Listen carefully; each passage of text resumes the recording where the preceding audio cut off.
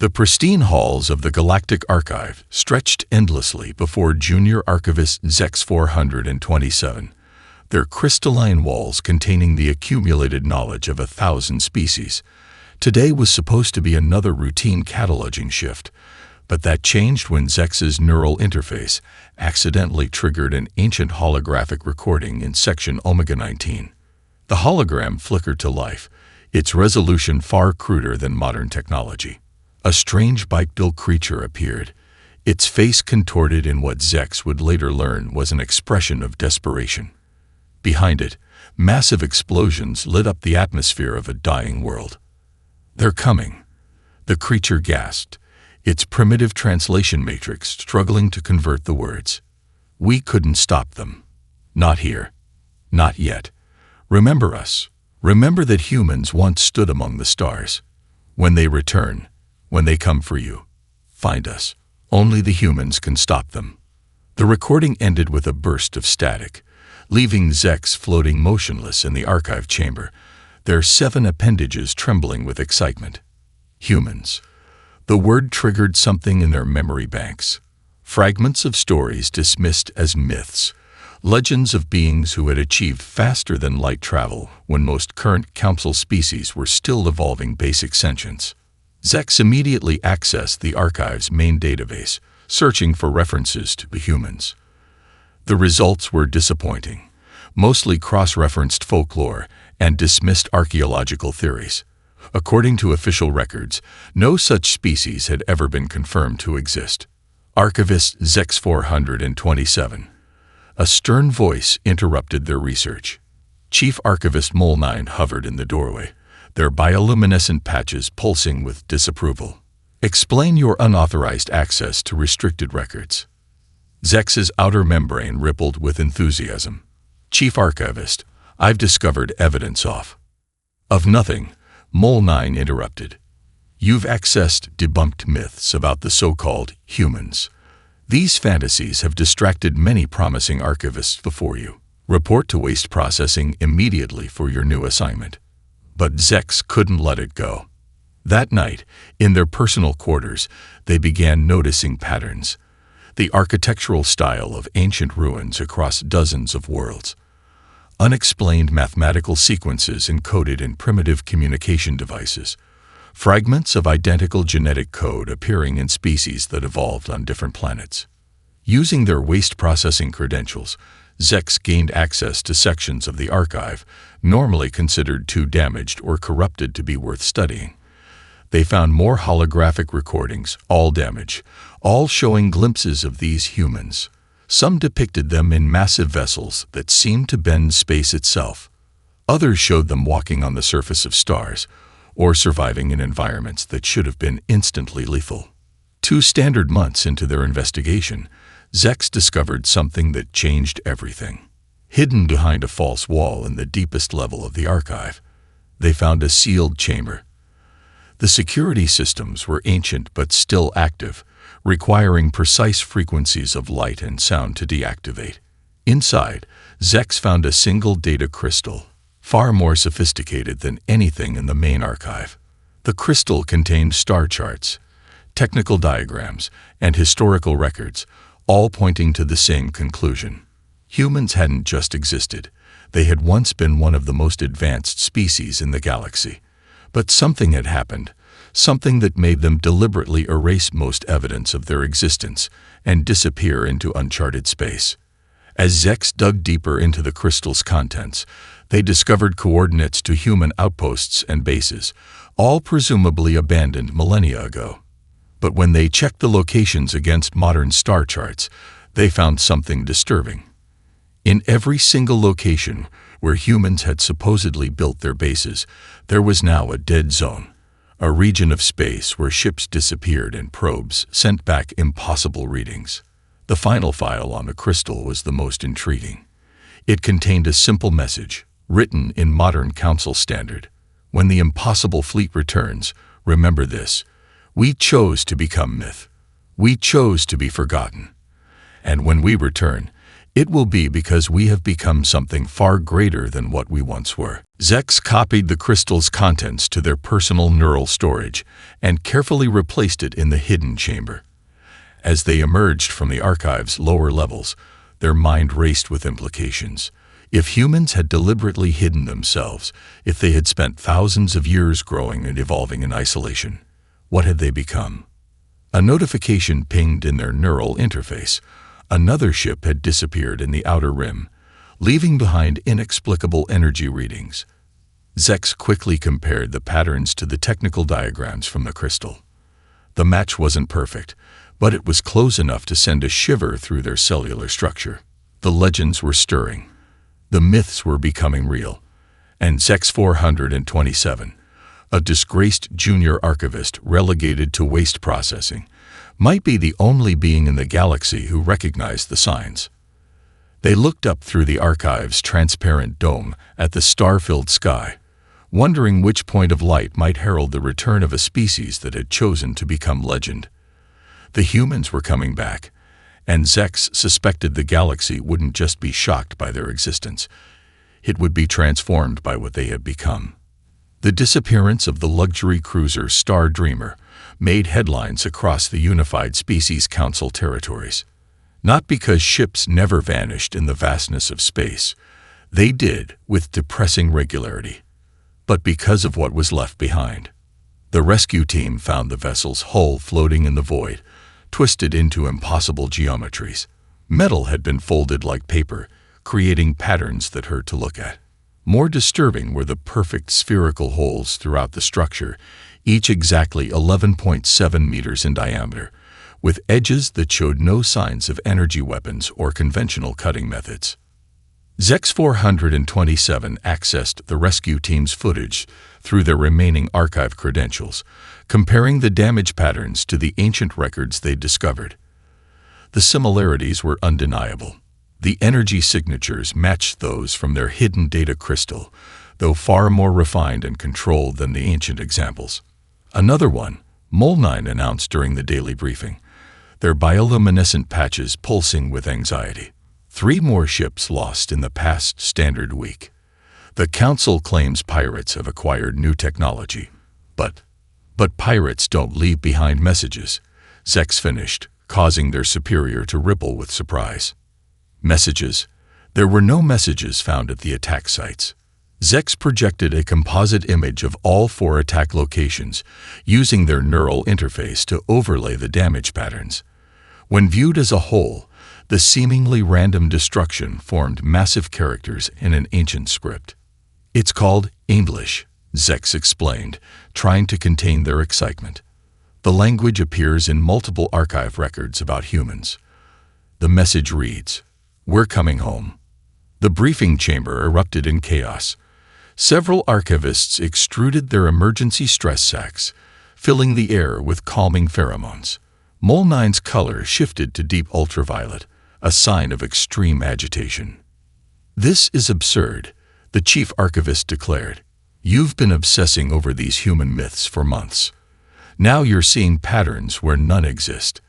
The Council's experts are wrong," Zex interrupted, knowing they were probably ending their career but unable to stay silent.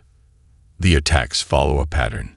Each occurs at a location where human bases once existed. Each leaves behind technology signatures that match ancient records. And now this message.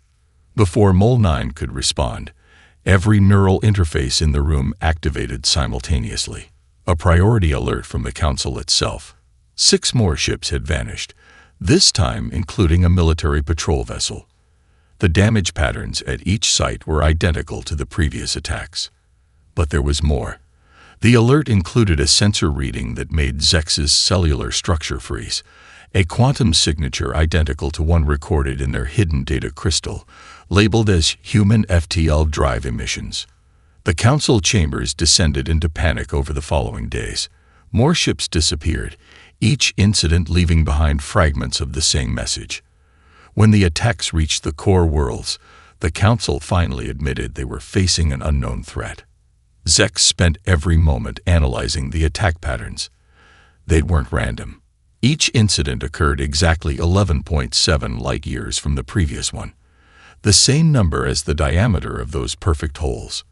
When plotted in 3 dimensions, the attack sites formed a complex geometric pattern that the Council's best mathematicians couldn't decipher. But Zex had seen something similar in the archive's hidden records. It was a game humans played, called chess. The attack sites matched the possible movement patterns of different pieces, played out across the galaxy. Someone was sending a message, not just in words, but in mathematics and strategy. The attacks never resulted in casualties. Each ship was found completely intact aside from the geometric damage, its crew and passengers safely evacuated to the nearest habitable world with no memory of what had happened. The final piece clicked when Zex discovered that all the evacuated passengers had been subjected to detailed medical scans at their rescue sites. The scans focused on genetic markers that the ancient records identified as unique to species that had once interacted with humans. They weren't attacks at all. They were tests, demonstrations, perhaps even a form of art. The humans weren't just coming back. They were announcing their return in a language written in space-time itself, using the laws of physics as their grammar. When Zex presented their findings to the Council, the response was immediate. They were officially reinstated as an archivist and assigned to a new task force dedicated to understanding the Outer Rim anomalies. The Council still refused to officially acknowledge the possibility of returning humans, but they couldn't ignore the evidence any longer. As Zex prepared for their first task force briefing, their neural interface detected another Council-wide alert. The message was brief but sent waves of excitement through their cellular structure. Massive objects were emerging from subspace, simultaneously, across thousands of locations. The game was over. The pieces were in position, and the myths were about to become reality. The millennial celebration of galactic unity was meant to be the greatest gathering in Council history. 10,000 ships from every member species assembled in the Centaurus Arm, their hulls gleaming with ceremonial markings. Artificial suns had been constructed to illuminate the fleet in specific wavelengths meaningful to each species. The Council had spent decades planning this display of harmony and technological achievement. They chose that exact moment to arrive. The first sign was a ripple in space-time, so profound that it registered on instruments across 3 spiral arms. Then, simultaneously, thousands of vessels emerged from what the Council's physicists would later term dimensional overlap zones. Each ship was unique, yet they all shared an impossible aesthetic. They looked both ancient and unimaginably advanced at the same time. The smallest was the size of a small moon. The largest defied conventional measurement, its hull seemingly extending into dimensions beyond normal space. They moved with impossible precision, their formation shifting like liquid mathematics. Zex 427 watched from the observation deck of the Council's flagship, their cellular structure vibrating with vindication and terror. The ships arranged themselves in a pattern that matched exactly with the chess formation from their research, but seeing it in reality was different from theoretical predictions. It was beautiful. It was terrifying. It was art written in gravitational fields and quantum uncertainties. By the first light, whispered Chief Archivist Molnine, their bioluminescence completely dark with shock. Those energy signatures, they're using technologies that should cancel each other out. The gravitic pulses alone should be impossible. Zex finished, just like combining antimatter containment with quantum tunneling, or using dark energy matrices alongside tachyon fountains. They're not just using impossible combinations, they're using them in ways that enhance each other. The Council's defense fleet arrived within minutes, taking up attack positions around the celebration ships. The human vessels made no aggressive moves. Instead, they began systematically mapping nearby systems with beams of light that somehow traveled faster than light itself. Panic spread through the celebration fleet as sensors reported impossible readings. The human ships weren't just vessels.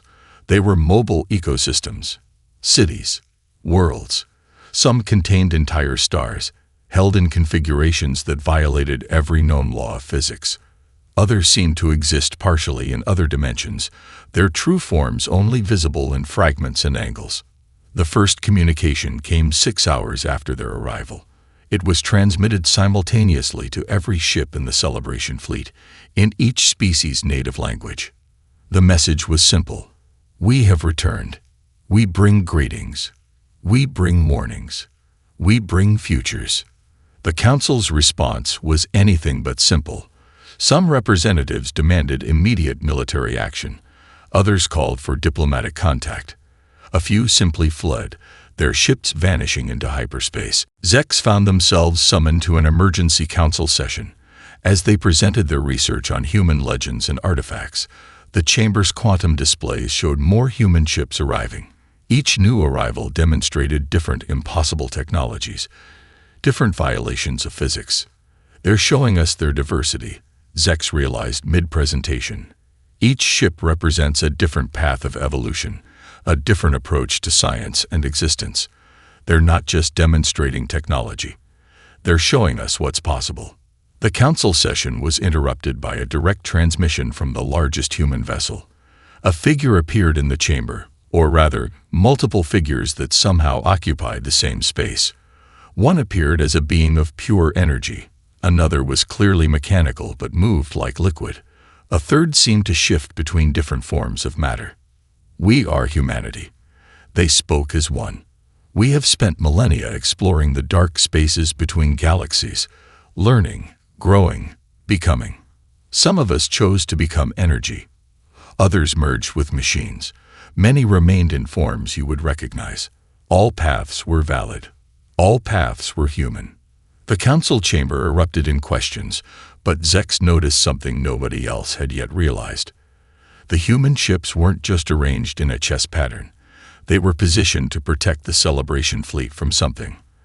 Their formation covered every possible approach vector from the direction of intergalactic space.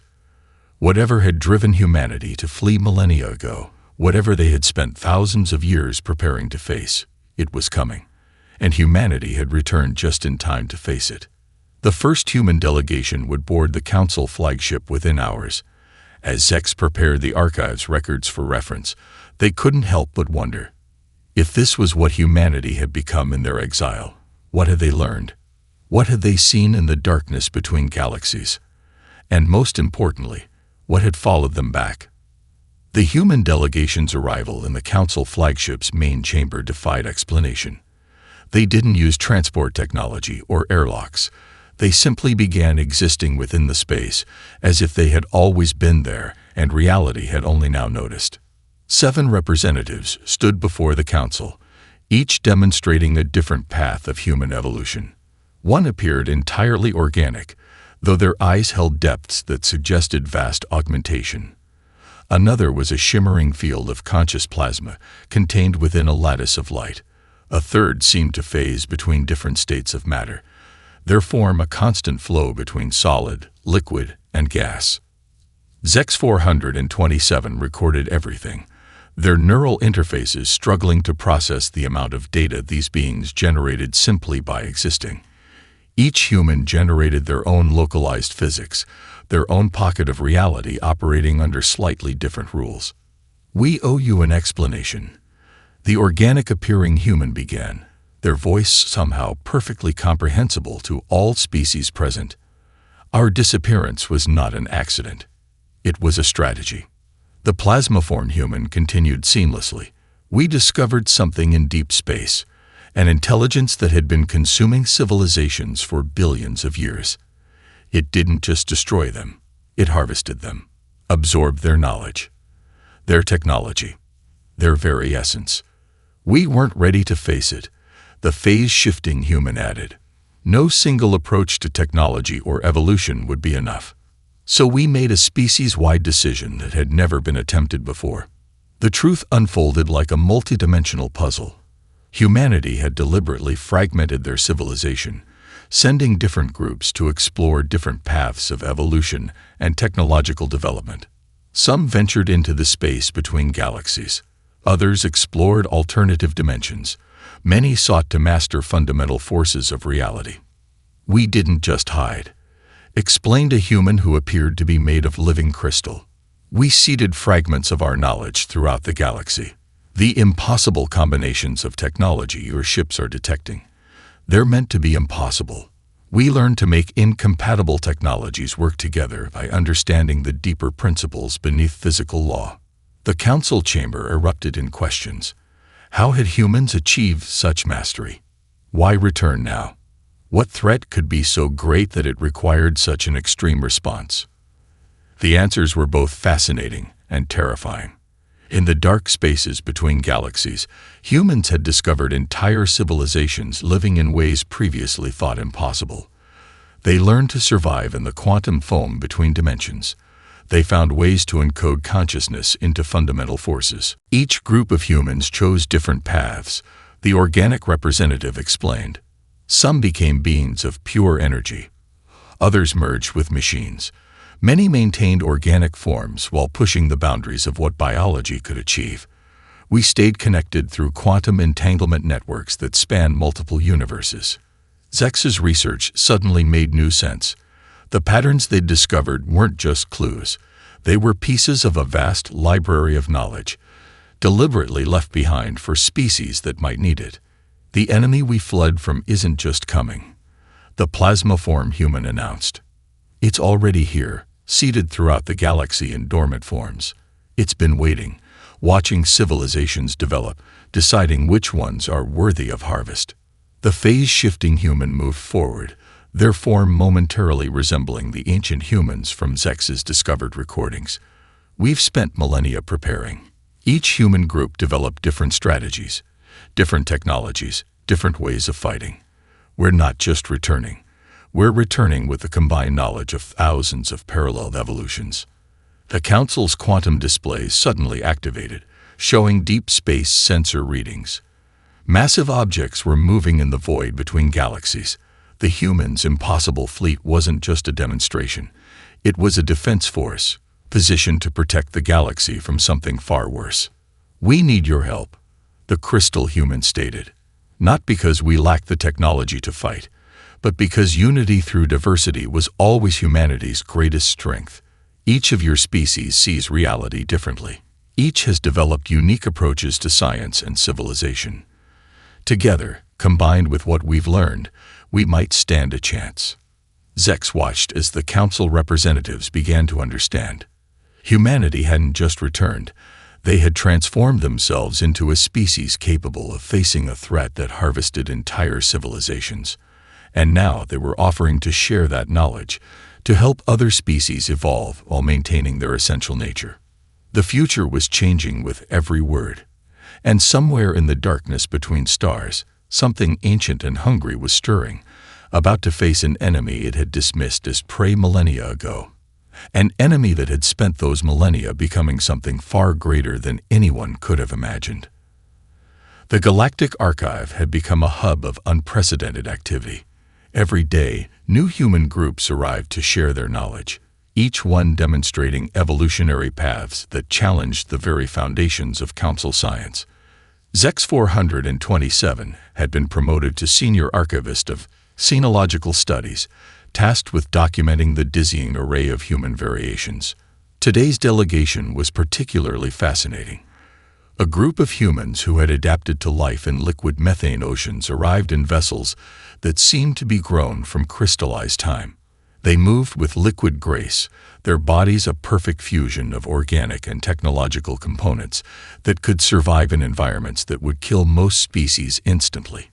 "We chose the methane seas of Titan as our home," their representative explained, their voice resonating through the quantum field rather than air. Others chose the corona of stars, the space between atoms, or the quantum realm itself. Yet we all remained human. Zex's recording appendages worked frantically to document everything. "But how did you maintain your identity through such extreme changes?" they asked, a question that had been burning in their cellular structure since the humans' return. The methane-adapted humans' response came in the form of a holographic display that filled the archive chamber. It showed the history of their adaptation, not just the physical changes, but the cultural mechanisms they had developed to preserve their core identity. We created the memory libraries, another human explained, this one existing as a cloud of conscious nanomachines. Every human group, regardless of their evolutionary path, maintained connections to our shared history, values, and cultural touchstones. We didn't just preserve our physical selves, we preserved what it meant to be human. The Council's rigid species classification system was crumbling in the face of this revelation. Traditional doctrine held that extreme adaptation meant losing one's original nature. The humans had proven this fundamentally wrong. But not everyone was celebrating this paradigm shift. Several Council species had withdrawn from diplomatic contact, frightened by the implications of such radical evolution. Others demanded access to human technologies without understanding the philosophical and cultural framework that made them possible. Your fear is understandable.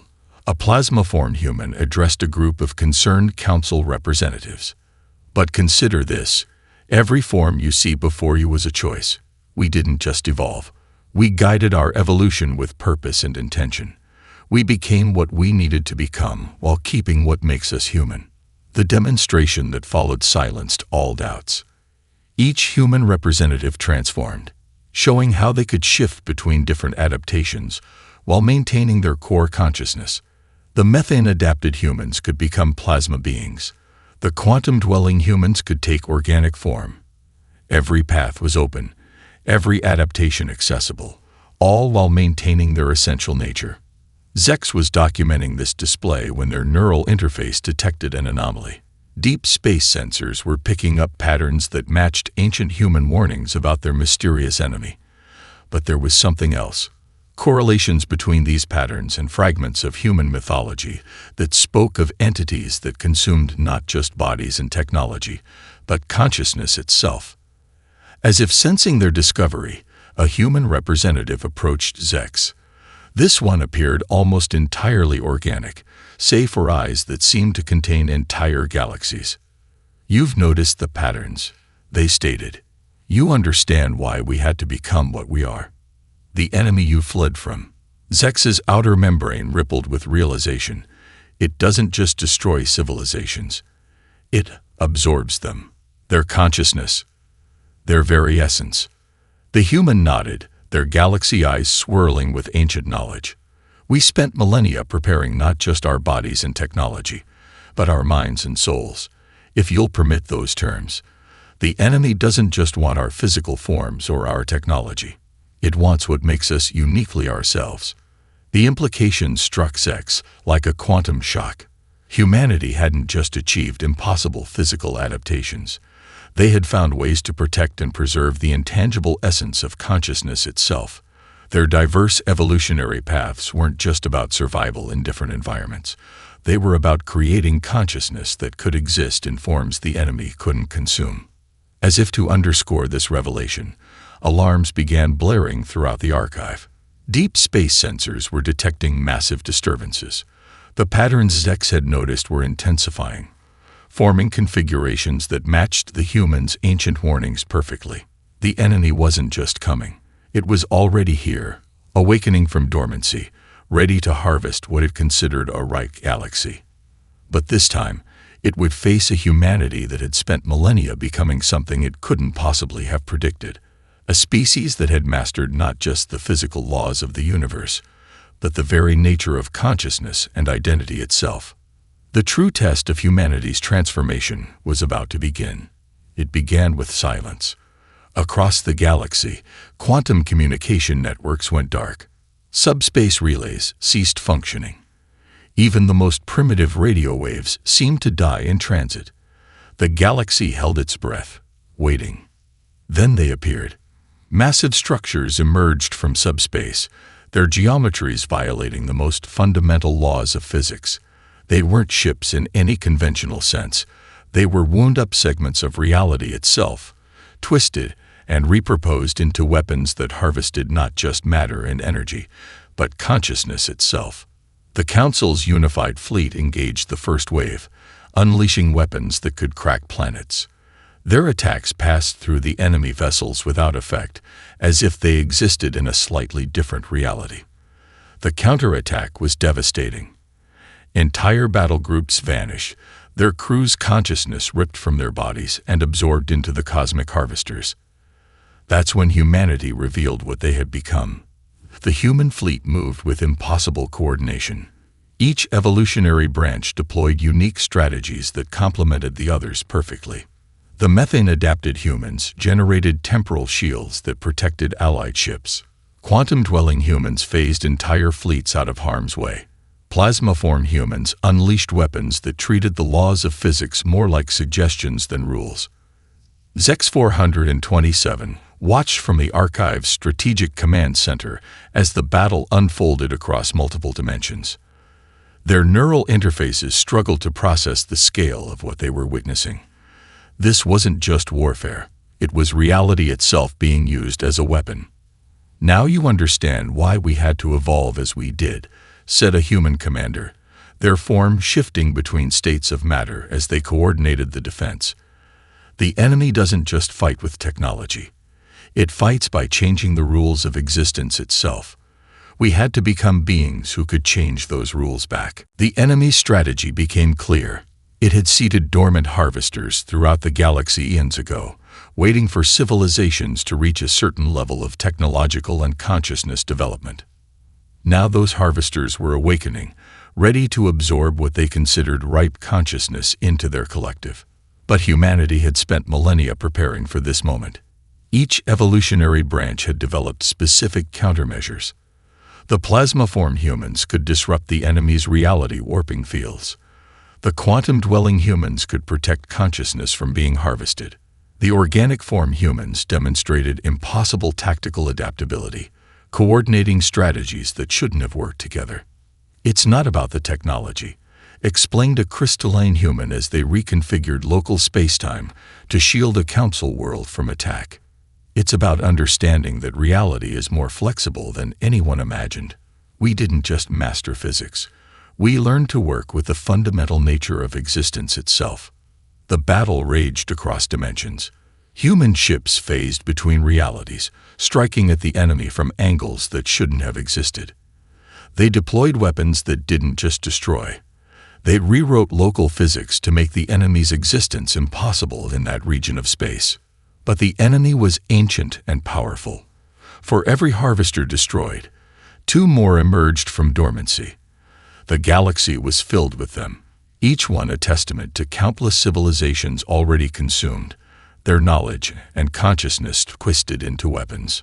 Then came humanity's masterstroke. The various evolutionary branches synchronized their efforts in a way that transcended normal spacetime. Organic humans provided strategic insight. Plasma-form humans generated energy matrices. Quantum-dwelling humans manipulated fundamental forces. Together, they began doing something that even the enemy had never attempted. They started rewriting the basic constants of the universe itself. "Reality is consensus," the human commander explained to a stunned council emergency session. "If enough conscious beings believe in and work toward a particular version of physics, local spacetime can be convinced to change its rules. We're not just fighting the enemy. We're teaching the universe new ways to exist." The harvesters responded with increasing desperation, unleashing weapons that should have unmade existence itself. But humanity's diversity proved to be their greatest weapon. No single attack could counter all their evolutionary branches simultaneously. Where one form of human might be vulnerable, another was perfectly adapted to continue the fight. As the battle reached its crescendo, Zex realized something profound. Humanity hadn't just prepared to fight this enemy. They had become something the harvesters couldn't comprehend. A species that could be many things simultaneously, that could adapt without losing its essence, that could change the very rules of reality while maintaining its core identity. The war for reality itself had begun, and humanity was ready to show the galaxy exactly what they had become during their long exile in the dark spaces between stars. In the aftermath of the reality war, the galaxy transformed. The harvesters had been driven back, their consciousness-stealing technologies rendered obsolete by humanity's manipulation of fundamental forces. But the true revolution was just beginning. Zex 427 had been appointed as the chief liaison between the Council and humanity's various evolutionary branches. Their office in the Galactic Archive had become a nexus of unprecedented knowledge transfer, where representatives from every Council species came to learn humanity's methods of conscious evolution. The key was never the technology itself, explained a human scientist. There form a beautiful merger of organic and energy states. It was understanding that consciousness can maintain its core identity through any transformation, as long as you preserve what makes you essentially you. The demonstration areas around the archive had been converted into adaptation chambers, where Council species could safely experiment with different forms of existence. Zex watched in amazement as a group of crystalline beings learned to transfer their consciousness into plasma states while maintaining their unique cultural memories and individual personalities. Every species has its own path. A quantum-dwelling human teacher explained to a class of eager students from across the galaxy. "We're not here to make you become like us.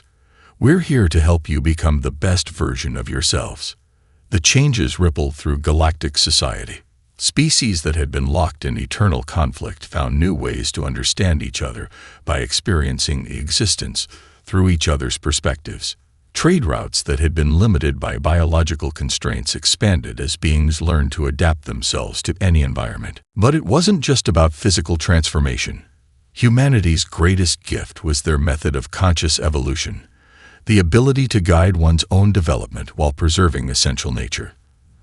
They taught other species how to identify their core characteristics, the fundamental aspects of their consciousness that made them who they were. "Think of it like music," a plasma-form human explained to Zex during a particularly fascinating session. "Your consciousness has a unique signature, a fundamental frequency. You can change the instrument, the volume, even the arrangement, but that core melody remains yours." The Council's rigid species classification system had been replaced by a new understanding of identity and evolution. Being a member of a species no longer meant being locked into a single form or way of existing. What mattered was maintaining the cultural and consciousness patterns that made each species unique. Zex themselves had begun experimenting with different states of existence. Under human guidance, they learned to transfer their consciousness into energy forms while maintaining their passionate curiosity and analytical nature. The experience was transformative. They could now interact with ancient records in entirely new ways, experiencing historical events as quantum echoes in spacetime. "You see," said their human mentor, watching as Zex shifted between physical and energy states. "Your essential nature, your love of knowledge, your desire to understand, that remains constant regardless of your form. That's what we protected during our exile. That's what the harvesters could never understand." The galleries of the archive filled with new kinds of records, consciousness patterns, quantum signatures, temporal echoes of civilizations exploring their own potential. Species that had once been limited to single planets or environmental niches began spreading across the galaxy, adapting themselves to new homes while maintaining their unique cultures. But perhaps the most profound change was in how species viewed themselves and each other. The old hierarchies based on technological advancement or biological complexity fell away. What mattered now was the richness of consciousness, the unique perspectives each species brought to the grand tapestry of galactic civilization. "We spent millennia learning these lessons," a human elder told a gathering of council representatives. Their form shifted continuously as they spoke, demonstrating the full spectrum of human evolution. "Now it's your turn to explore what you can become, not by abandoning who you are, but by discovering all the ways you can express your essential nature." Zex recorded it all, their enhanced consciousness capturing not just the events, but the quantum resonance of this new age. The galaxy was awakening to possibilities that had always existed but had never been imagined. And humanity, once dismissed as myth, had become the teachers of a transformation that would echo through reality itself. The age of conscious evolution had begun, and every species was invited to discover what they might become while remaining true to who they had always been. A century after humanity's return, Zex 427 stood at the command center of the intergalactic exploration vessel Infinite Potential. Their consciousness, now existing partially in higher dimensions, monitored the quantum streams of data flowing through the ship's neural networks. The vessel itself was a marvel of multi-species engineering, crewed by beings who had evolved far beyond their original forms while maintaining their essential natures. "Final preparations are complete," announced the ship's tactical officer, a being who had once been purely crystalline, but now existed as a quantum matrix capable of processing reality on multiple levels simultaneously. The dimensional anchors are aligned for the jump beyond the galaxy's edge. Zex's form shifted slightly, their energy state rippling with excitement. They had come so far from that junior archivist who first discovered ancient human records. Now they were leading the first joint council human expedition into the dark spaces between galaxies, seeking out other branches of humanity that had evolved in isolation. The command center hummed with activity. Each station was staffed by beings who represented the pinnacle of conscious evolution. Some existed as pure energy, others as quantum fluctuations, while many maintained partially physical forms enhanced by technologies that had seemed impossible just a century ago. "We're receiving a transmission," the communications officer announced, their consciousness simultaneously existing in 3 different quantum states to better process the complex signal. It's coming from deep space, but the signature is definitely human." The message materialized in the ship's quantum field, readable by all crew members regardless of their current form of existence. "To those who follow, we have found realities beyond imagination. The doors are open. Come see what we have become." Zex's consciousness expanded with wonder. The message carried quantum signatures indicating it came from a branch of humanity that had evolved to exist entirely in conceptual space.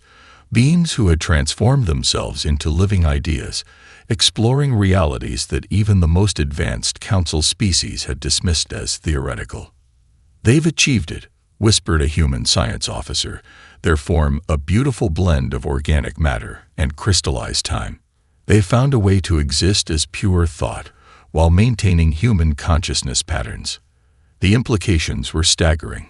If humanity had managed to evolve into beings of pure concept while maintaining their essential nature, what other transformations were possible? What other forms of existence awaited discovery? "All stations report ready," announced the first officer, a being who had once been a simple viral consciousness, but now existed as a complex quantum orchestra. "Dimensional drives are charged. Reality anchors are stable. We are ready to begin the journey." Zex took a moment to access the archive's quantum backup, ensuring that all their discoveries would be preserved for future generations.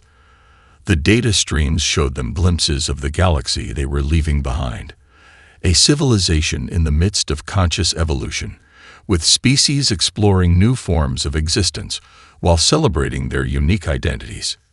The humans had changed everything, not by conquering or dominating, but by showing the galaxy that evolution didn't have to mean loss of self, that consciousness could grow, adapt, and transform while maintaining its core melody.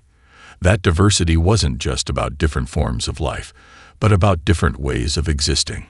"Initialize the dimensional drive," Zex commanded, their consciousness resonating with purpose. "Let's see what other wonders humanity has discovered in the spaces between realities." The ship's systems responded, reality itself beginning to shift around them. Through their enhanced perception, Zex could see the quantum filaments that connected all consciousness across space and time. They saw the patterns that humans had discovered, the pathways between states of existence that had always been there, waiting to be found. As the ship prepared to leave known space, Zex received one final transmission from the archive. More human branches were returning to the galaxy, each having evolved along paths that challenged the very definition of existence. Some had become living mathematics, others had transformed themselves into self-sustaining stories, and still others had found ways to exist as pure potential. The galaxy they were leaving behind would never be the same. The age of rigid forms and fixed identities was over. Humanity had shown them that consciousness could be anything it dared to imagine, as long as it remembered its own song. As the infinite potential made its historic jump into the unknown, Zex felt a profound sense of completion. They had started their journey seeking myths, only to discover that reality itself was more magnificent than any legend. The humans hadn't just returned from exile. They had come back to show the galaxy how to dream bigger dreams. The journey into new horizons had begun, and every consciousness in existence was invited to discover what they might become.